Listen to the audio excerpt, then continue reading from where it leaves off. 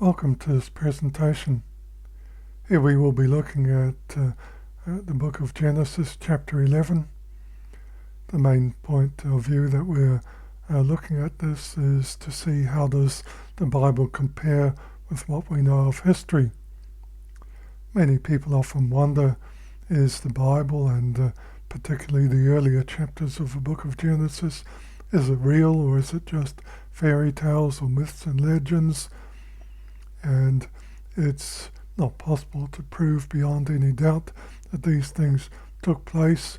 It's a act of faith, believing that the Bible is the Word of God, that you believe these things actually happened.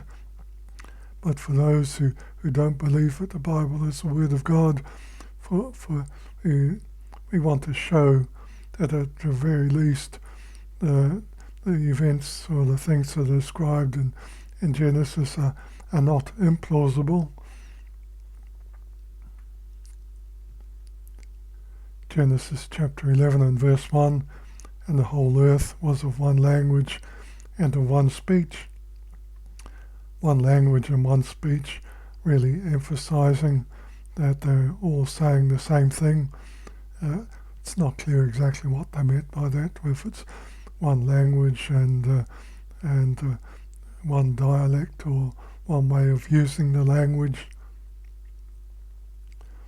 I know even in English, lots of different pronunciations, aluminium and aluminum, for some strange reason.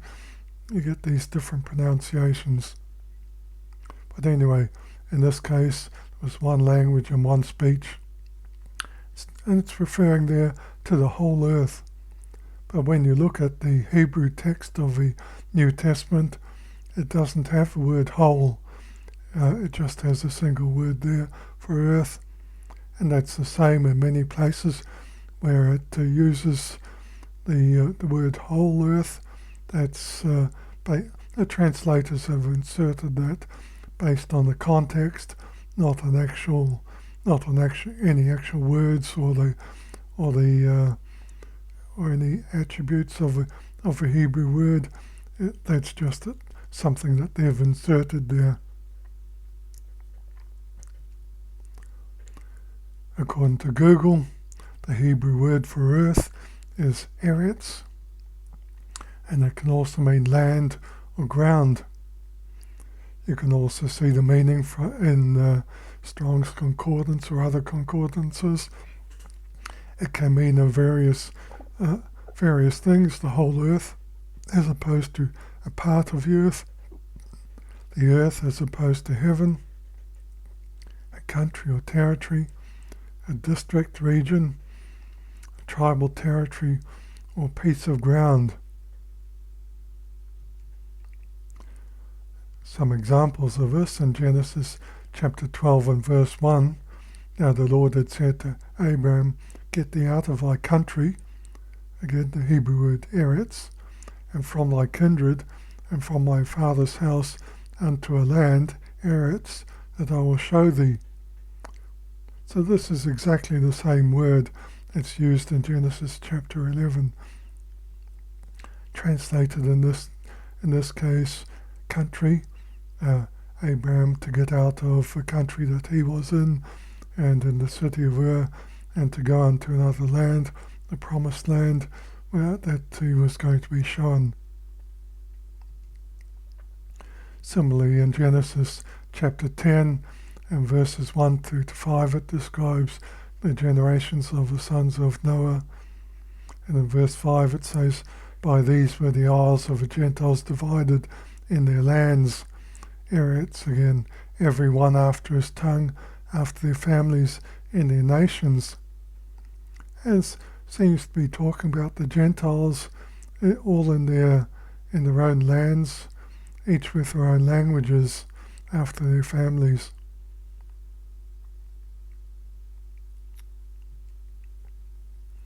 Genesis 11 and verse 2, "And it came to pass, as they journeyed from the east, that they found a plain in the land of Shinar, and they dwelt there." It doesn't actually explain who the they is. It's interesting that as they journeyed from the east, now if they were talking about the whole earth, you can't go east from the whole earth. You can only go east from a particular place. That they found a plain in the land of Shinar, and they dwelt there. Shinar is an ancient name for the southern region of Mesopotamia, associated with Babylon. It's in the sort of middle of the land that we now call Iraq, between the regions that later became Assyria and Elam.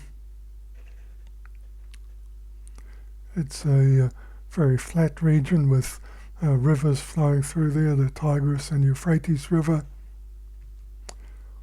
They found a plain in the land of Shinar, really, really flat area. It's not all desert like this picture depicts. Near the rivers, there was very fertile land and possible to grow all kinds of crops. If you look at a picture of modern-day Iraq where the river is, it's obviously green around the region of a river, but still very flat.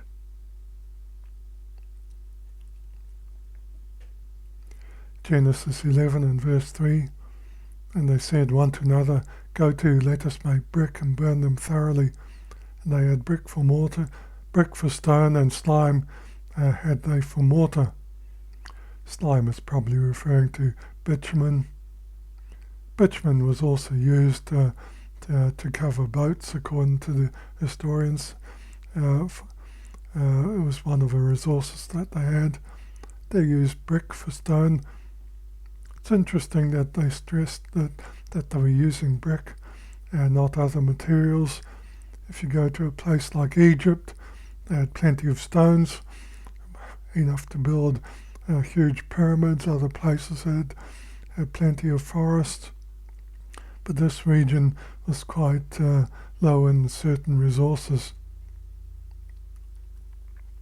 Mud brick was the only material available for building to a large degree. There were very few suitable trees or rocks.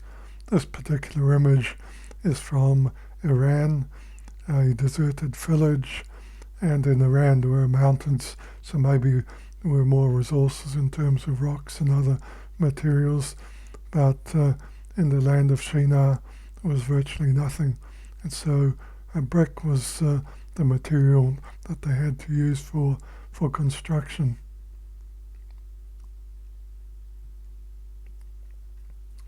Genesis 11 verse 4, and they said, "Go to, let us build a city and a tower whose top may reach unto heaven.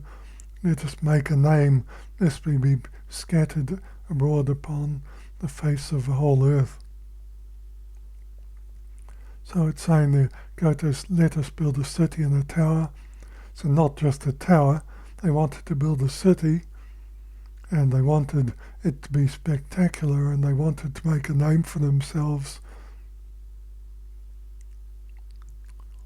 This region is actually the region where the oldest cities in the world were built, in Eridu in around 5000 BC in southern Iraq, possibly the first city in the world. Then there were other cities built: Uruk 4000 BC, Ur 3000 BC, coming down all the way to Babylon around 2300 BC. And Babylon is a possible site of a Tower of Babel. Of course, it didn't say in Genesis that they were building the first city, just that they were building a city, and this was a region where the oldest cities or first cities were actually built. And cities actually made a huge change in the development of people and civilization. Suddenly people could specialize, they could be in relative safety. They didn't have to do everything themselves. They could have one person doing the baking, one person doing the shoemaking or whatever else. You didn't have to do everything. But so cities actually made for huge advances in terms of the advancement of civilization.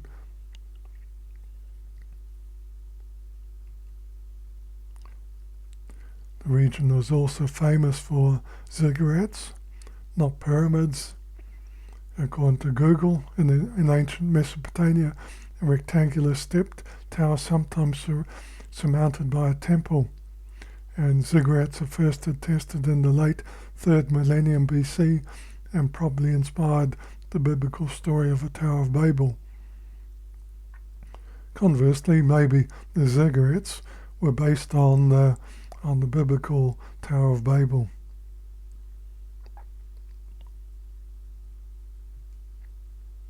The region was known as the cradle of civilization. It developed the world's first writing system, cuneiform writing. It was called cuneiform because it was kind of wedge-shaped, and it started off as pictograms or little pictures, changing until you had symbols representing sounds of a language. Writing again makes for huge advancements. Suddenly you can keep records, you can use them for trade and for tracking inventory and all kinds of things. It really helped to develop their civilization. They had skilled craftsmanship and things like jewelry and pottery and other things. They created early algebra and geometry, and that was for architecture that they actually needed those things. If you went to school, you probably learned all about trigonometry and never used it again in the rest of your life. But they used geometry for specific purposes. In astronomy, they could predict eclipses and planetary movements. They constructed large-scale irrigation systems, and we're talking huge irrigation systems. We're talking tens of kilometers of canals and reservoirs and levees and all the rest. They had to do that because the flooding of the rivers was fairly erratic, so they needed to have schemes to control that. They had all kinds of inventions like the potter's wheel and bronze tools. And they had basic medicine. They diagnosed symptoms and had surgical techniques, supposedly. Whether you'd want to go to one of their doctors or not, I don't know. They were also responsible for much of our timekeeping, the 12 months in a year. Perhaps that's not uncommon because there are 12 lunar months in a year, so other civilizations might have had that. They also had a 24-hour day, 60 seconds in a minute, and 360 degrees in a circle, things that we still have to this day. And at the rate they were developing, you could think that it's staggering the way they are progressing. And if we take Genesis literally as saying that they were developing at that point, that the Lord was saying, if something doesn't happen, there'll be nothing beyond these people. They'll be developing gunpowder and nuclear weapons in no time at all. These things were progressing at a huge rate.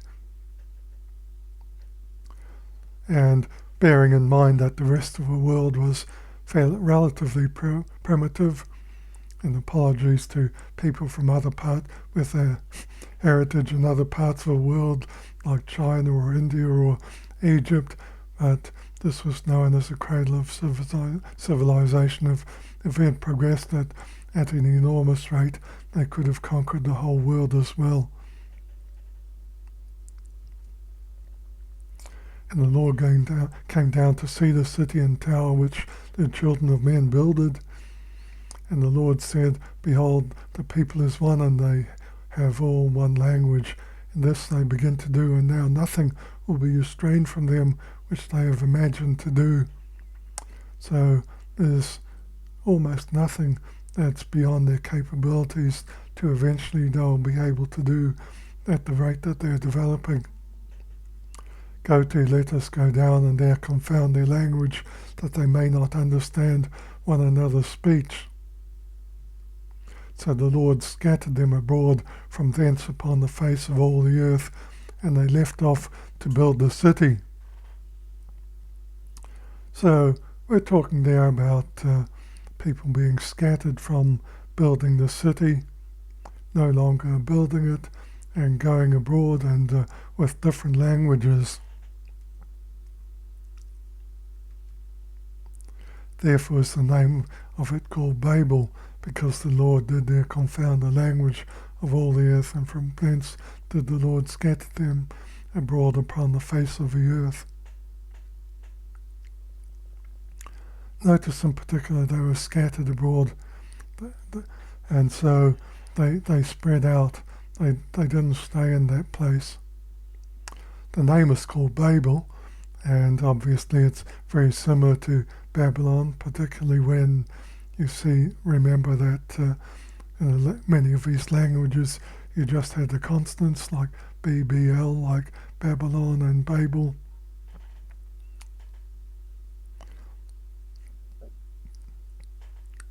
Now, we don't know when the exact time that these events took place.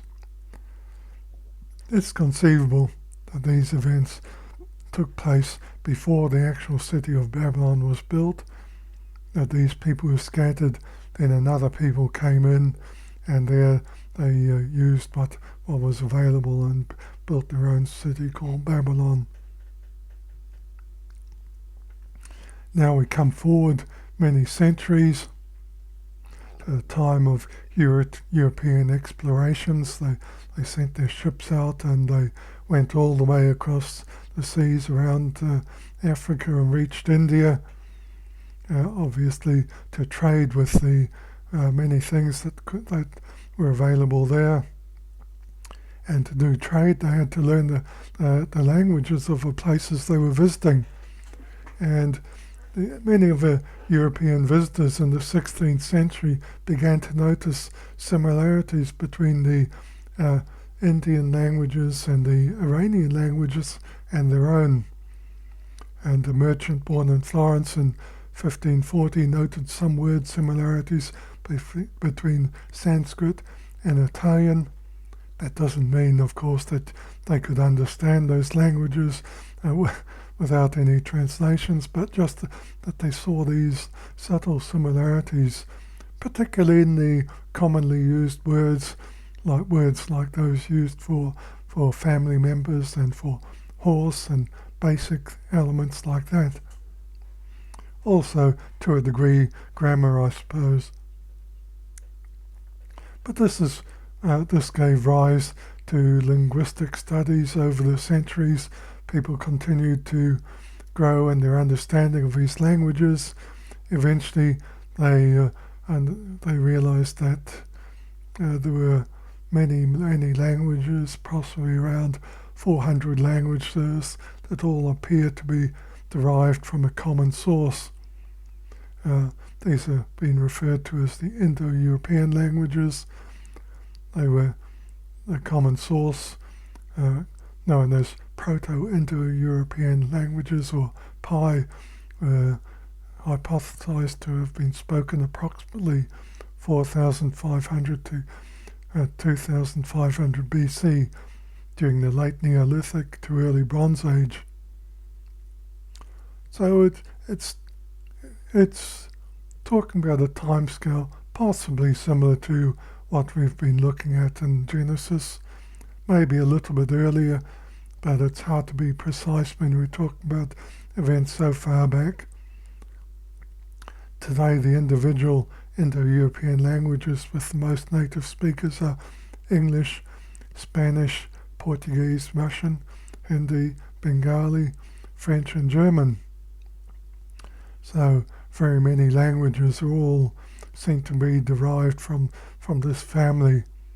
Again, not saying that they're similar, but just that there have been these linguistic connections, that this family tree, in a sense.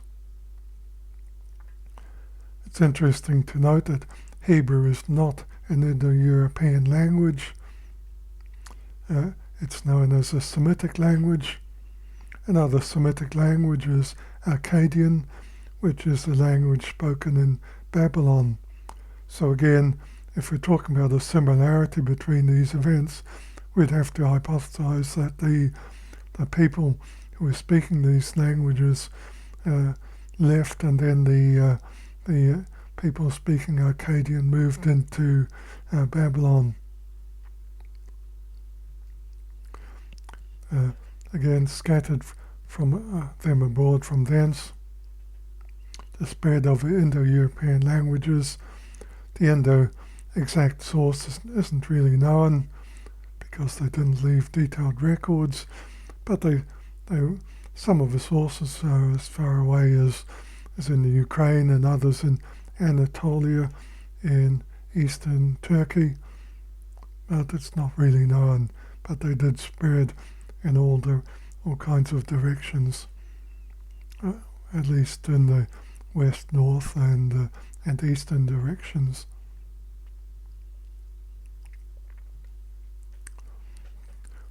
And this diagram depicts a simplified version of a family tree. You can see a much more detailed version of a family tree if you look up Wikipedia or other sources of information. But many different languages seem to have this common source, the Indo-European tree there, the Celtic language, the Italian languages, the Germanic, which include, of course, the English language, which is classed as Germanic, the Balto-Slavic languages, from which are Russian, Iranian, Indian, and all the rest, including some languages that have disappeared, Anatolian and Tocharian, which is a language spoken up in the northeast, traveling northeast from the Middle Eastern region. I'm not sure exactly what region that was. So the current distribution of Indo-European languages is vast and may amount to about 43% of the world's population speaking one of these languages.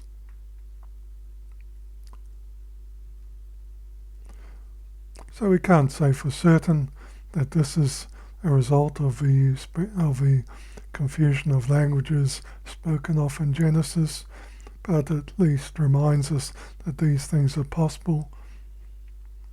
In Acts 17 verse 26, it also reminds us that the Lord is in control, that it says, "And hath made of one blood all nations of men for to dwell on all the face of the earth, and has determined the times before appointed and the bounds of your habitation." So it's all in the Lord's hands, where people go, their habitation, where they live, and when they lived and where they moved. It's all in the Lord's hands. Now, if the Lord has controlled all of those things, just imagine what the future holds. In 1 Corinthians 2:9 it says, "But as it is written, eye has not seen nor ear heard, neither have entered into the heart of man the things which God has prepared for them that love him." Just a reminder that God has prepared all these things. If God has established all the other things, the nations of the earth, then it's beyond our imagination, our comprehension, what the Lord is capable of doing in the future. So I'll leave those thoughts there. So thank you for listening.